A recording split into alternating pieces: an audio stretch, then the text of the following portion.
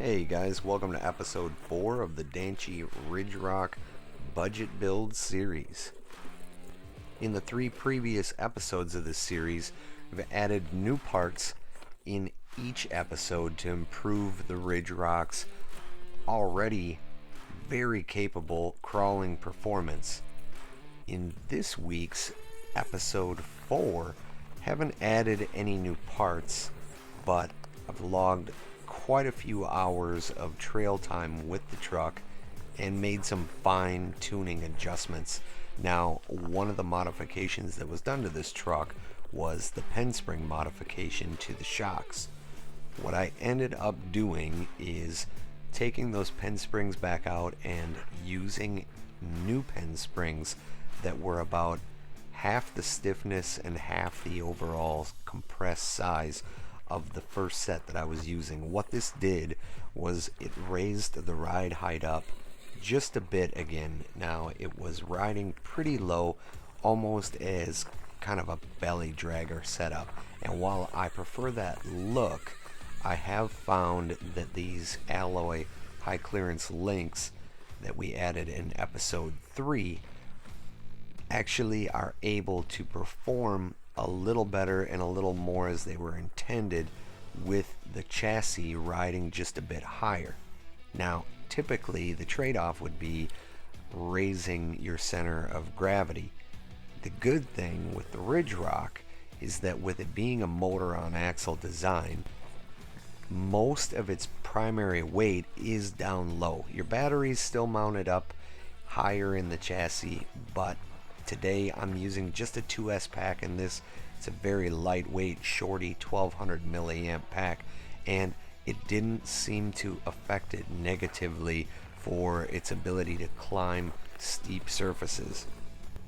But what I was able to gain was a bit better clearance on rocks and other obstacles.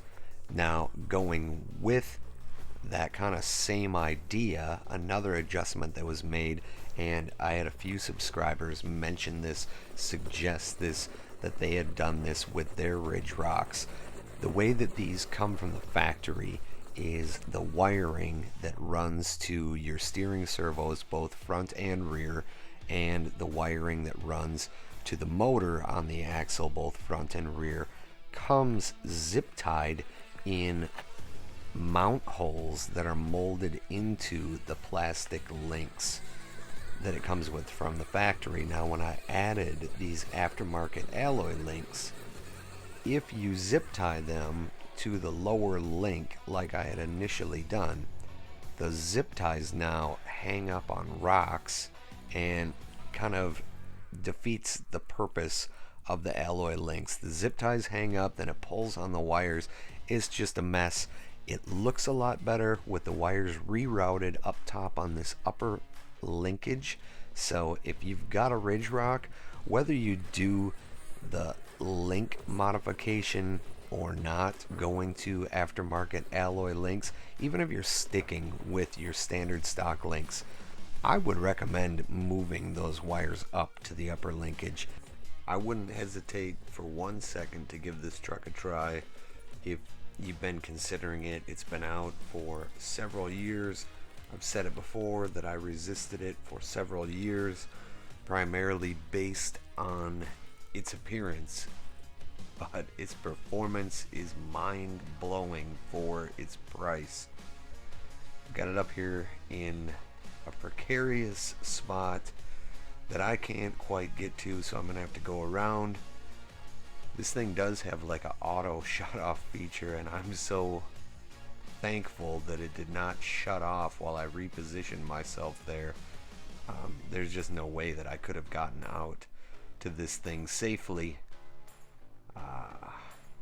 Yeah, this is pretty steep here, and the fisheye effect of the camera really doesn't do it justice. So I'm gonna get this truck back over to myself, and we are gonna get back down from here and get out of here while I am still ahead.